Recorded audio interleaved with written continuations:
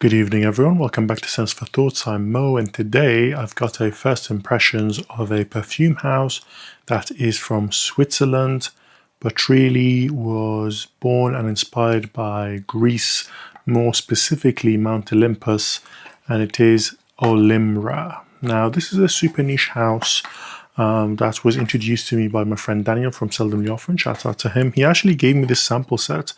It's only available in Switzerland, and he gave me it when he came to visit and said give them a go and see what you think. So that's what I'll be doing today. The sample set comes in this nice cardboard box. It feels quite nice. It's got a good texture. It's kind of like a suede texture on the box there, and it comes in this nice little package with the 5 samples of their 5 perfumes. So it's a nice fabric kind of packaging with the gold logo and Olymra.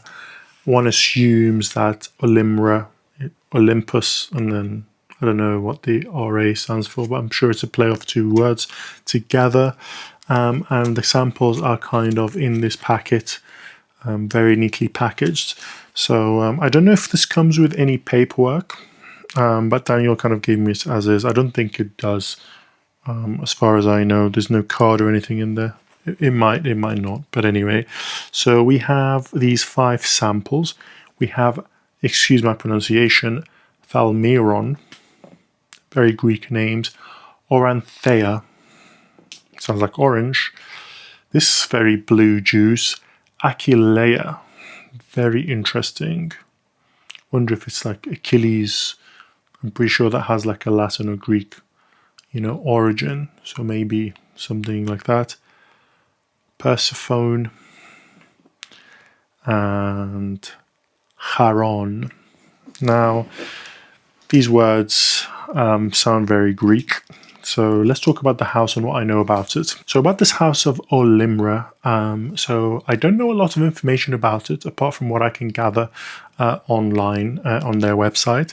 It is perfumed and owned by this lady, Dr. Frida. She has a PhD in something biological, and she is a Greek lady living in Switzerland, and she loves perfume, and she was inspired to make perfumes inspired by Mount Olympus in Greece. Now, here's where her perfumes are slightly different. She uses, I believe, in every single one of these, an ingredient that is kind of native to the Greek land, that is very rarely used, not really cultivated, not very common. So different plants and flowers and things of that nature in each one of these, that she has created the ingredient herself. So that's quite exciting. So there's going to be new ingredients and notes in here that I've never smelled before. So she's all about ethics, ethical use of perfumes, ethical ways of getting ingredients. That's all very cool. I don't really think about that, to be honest with you, as a perfume user, where the ingredients come from. It's something that I probably should, but I just simply don't. It's one of those things where it's not something that I particularly look for, but because it's there, to me, it's a bonus. I mean, it's good to hear that your ingredients are ethically sourced. But what excites me more than the ethics of it is the fact that there is these new plants that are native to the area, and these are things I've never smelled before. So that's quite exciting. So I don't know the notes of any of these, to be honest with you. I don't really recall what they're meant to smell like. The names will probably go over my head, but that's something we can look over after I sample these.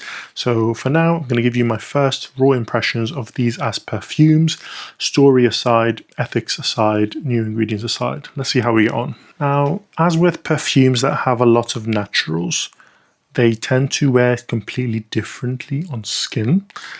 So I will give them go on paper today, but if I do enjoy them on paper, I'll be giving them more full wears and doing a final impressions video of kind of my thoughts after sampling them as a whole. So let's give this a go. So we're going to start in no particular order, whichever one comes first. And this one is Kharon. Let's give it a go. It looks like quite a sizable sample, to be fair. So happy days. This black kind of samples gives me a bit of PTSD from like Serjoff and Nishane, etc. But hopefully it works quite well. Let's give it a go.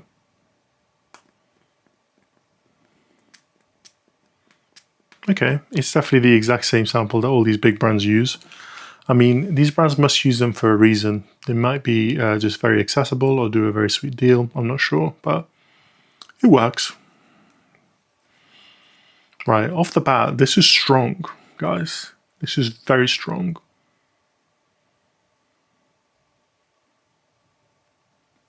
Wow, okay. There is something medicinal, resinous, sweet. There's something rocky and pissy about this. This is super unique. First of all, I've never smelled anything like this. It smells kind of like a mefreshuni, like luce in a way. Like it has that weird, dusty, ancient vibe about it. Something very sweet, something very medicinal, herbaceous. Something pissy and animalic though, like it's like I'm in an animal's natural habitat and it's like some rocks in the mountain. But there's something sweet in the air as well. This is very nice. It's quite medicinal. I'm not sure what's giving it that medicinal feel. Give this one a 7 out of 10. That was Kharon. Let's move on. Next up we have Oreanthea. Let's see what that's about. I wonder if the Orian thing is orange or something. I don't know. It's the only thing I can really come up with.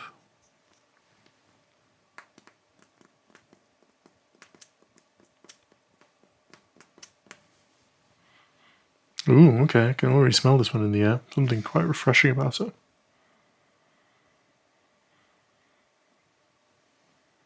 Ah, the unmistakable scent of neroli in this one, but it's a beautiful neroli. It's quite high quality. It's quite green. It's like it's on the. It's still there. It's not been picked yet. There's like a breeze in the air, and you're getting whiffs of this neroli bush. Wow, something quite cooling in here. Something kind of mentholated, refreshing. Smells like one of those really ridiculous, like you go to those 5-star hotels and they make you like the most ridiculous botanical kind of cocktail. This is the type of stuff they gave you and you're like, what the hell am I drinking? It smells much better though. There's neroli. There is. There's a bit of oranginess going on. Is neroli different than orange blossom, guys? Are both in this? Someone explain. Let me know what you think. I think they're slightly different. Neroli is more like soapy and clean and green. Orange blossom is very orangey and almost goes towards the jasmine side of things to me. I don't know, maybe they're just the same thing. This is fresh, clean and beautiful. It smells very natural. It's not pushing, like a lot of freshies end up pushing.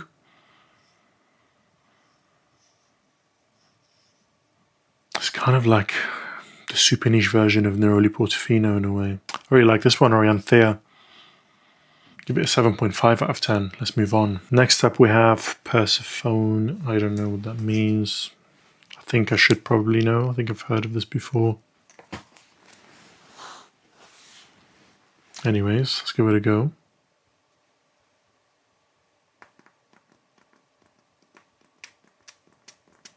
You have to really get the sprayer going.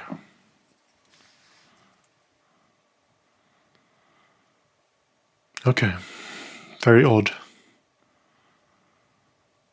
Let's let it settle down for a bit, but it smells like a bag of dried herbs. Something herbaceous and dusty about this. It doesn't smell like fresh herbs, it smells more like dried herbs.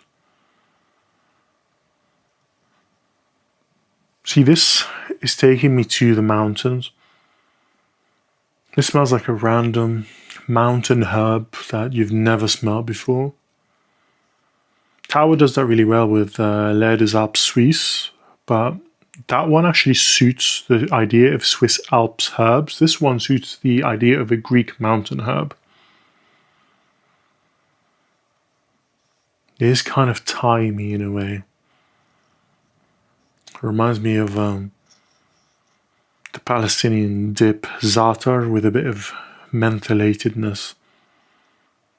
You dip it with olive oil, with this fresh bread, and then you take a sip of minty tea.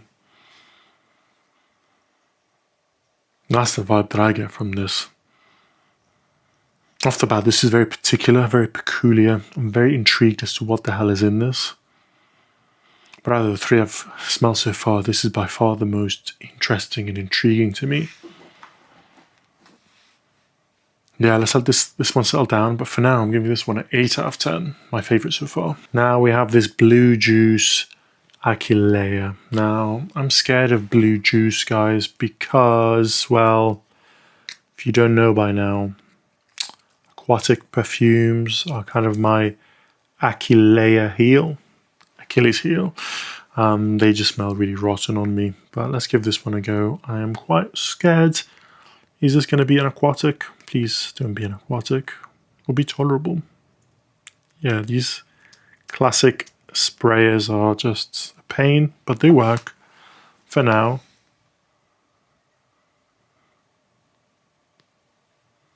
Wow. Okay, I was not expecting this at all, actually. This is aquatic, but it smells like a seaweed, but not the edible kind from Japanese cuisine. This is like a salty seaweed / sea plant on the beach. This is not a romanticized idea of being in the sea. This is like a rocky seaside. And this is like moss growing on those eroded salty rocks. This feels very real. They all so far have a bit of a mentholated effect, maybe some peppers or something. This one, more than all of them though, is really opening my nostrils. Clearing my sinuses. Something very spicy, mentholated spice, like pepper. This is very photorealistic of like a rock on the seaside, and it's being, the waves are crashing into it. It's got some kind of green moss thing and maybe a different herb growing from between the rocks. It's not a romantic idea of the seaside, which a lot of perfumes do end up going for. They romanticize it, make it cartoonish. But if you know anything about the sea, okay, it's not just let's go have a nice day at the beach and have ice cream. Sea is a very dangerous place, and this gives me that dangerous kind of vibe. This one's also super intriguing. I'll give this one an 8 out of 10. That was Achillea. Let's let it dry down and revisit it. Let's move on. Last but not least, Thalmyron. Let's give Thalmyron a few sprays. This one, I have to say, I've noticed has the least dent, maybe, out of all of them. Maybe it's Daniel's least favorite. The dent, don't lie.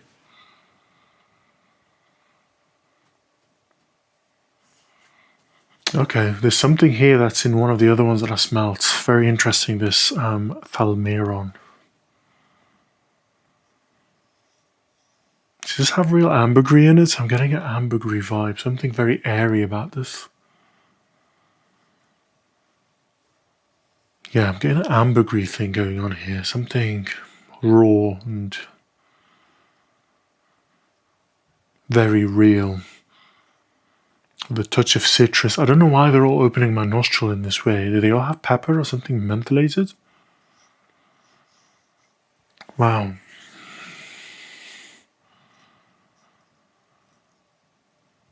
Thalmyron is...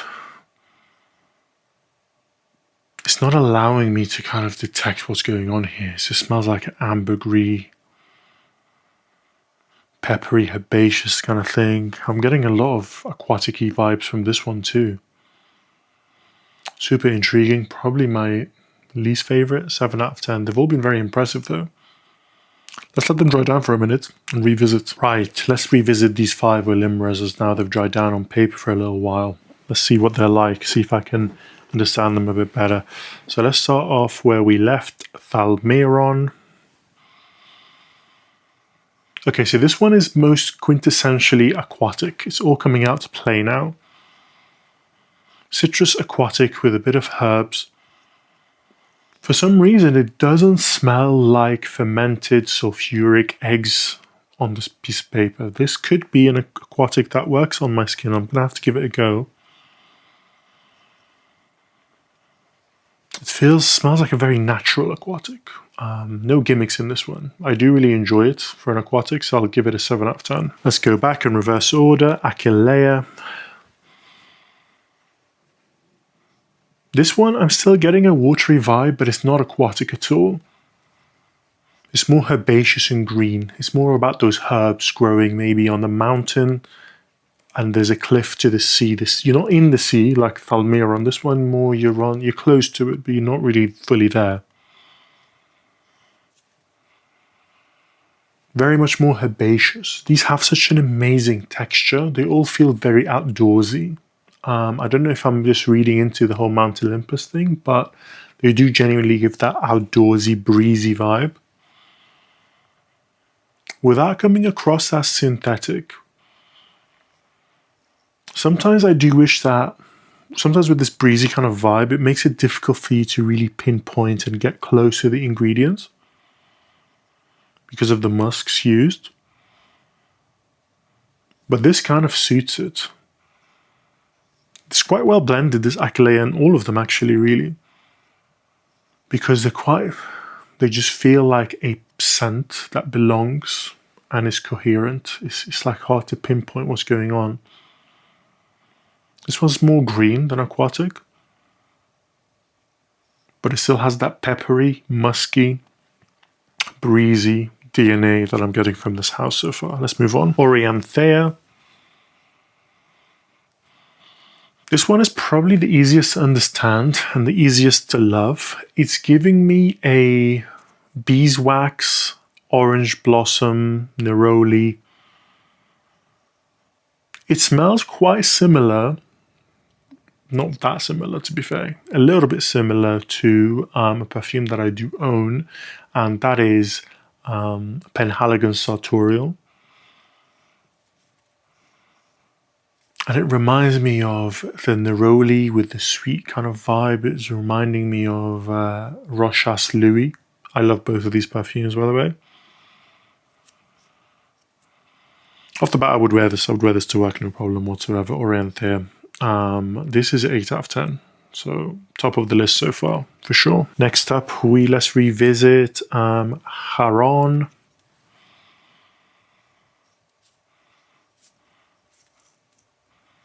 This smells like a sweet, smoky, vetiver, woody.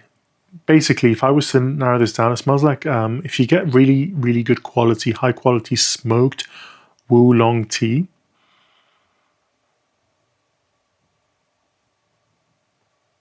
Is it called oolong tea? There's a tea that's quite smoky. I think they smoke it on purpose in China. This smells like that. But you drizzle some honey as a sweetener, and now you're drinking it, you're smelling the aromas. Imagine this is smoky vetiver and woods. Maybe a bit of cedar, a bit of beeswax or honey in this. There's something peppery though still. They all have this kind of mentholated, breezy effect. So I really do like this one.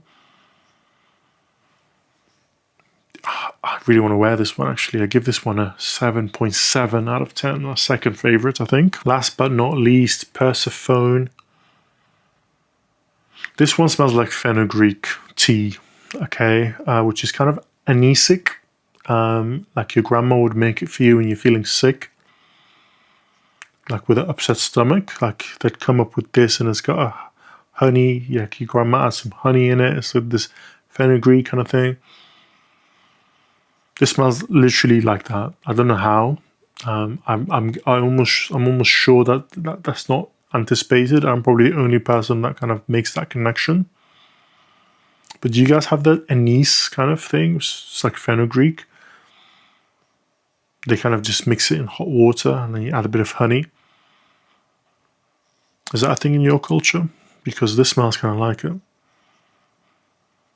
I'm assuming I'm getting that vibe because there's like a tonka kind of thing going on here. And a honeyed beeswax kind of thing going on. But yeah, this is lovely too. I give this one a 7.5 out of 10. So that was me sampling the house of Olymra. I have to be honest, these are very, very unique. Only one of them, it was really easy to understand off of first impressions, and that was Oreanthea, or Oreanthea. Okay, that one is very easy to understand for me. I can pop this on any, matter of fact, let's pop some on now. Why not? I'll happily drain this sample and wear this to work, no problem. Yeah, it reminds me of Rochas Louis and Sartorial, but this is like super niche. These all don't smell perfumey in the slightest. They smell like they teleport you to different places of nature. And they're very particular. And now I kind of want to go to Greece and see if I get the vibe. But yeah, fantastic. This one was the easiest to understand, and thus, on first impressions, my favorite is easiest to wear, Oreanthea. I have to say, because of my issues with aquatics, Thalmyron will probably end up being my least favorite, because the aquaticness as it dries down is just becoming more and more apparent and clear. Achillea is quite green and herbaceous,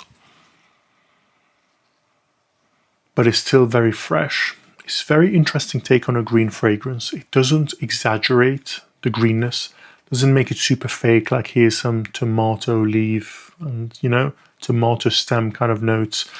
This feels very real, like you're outside in nature and there is these wild herbs growing and it's kind of dusty and there's a bit of a breeze because maybe you're at a certain elevation. It's brilliant, but definitely not in my top. Kharon probably is my second favorite, to be honest with you guys. It has that roasted, smoky tea effect with a bit of honey. It smells very calming to me, so I really do enjoy that one. And then there is, last but not least, Persephone. This is the most difficult for me to dissect. There's something sweet, something kind of animalic in there. There is something anisic. Like I said, it reminds me of that fenugreek tea, kind of when you have an upset stomach. There's something sweet in there as well. I really do want to give this away. But overall, I'm very impressed by this house. These are very unique. They smell supernatural.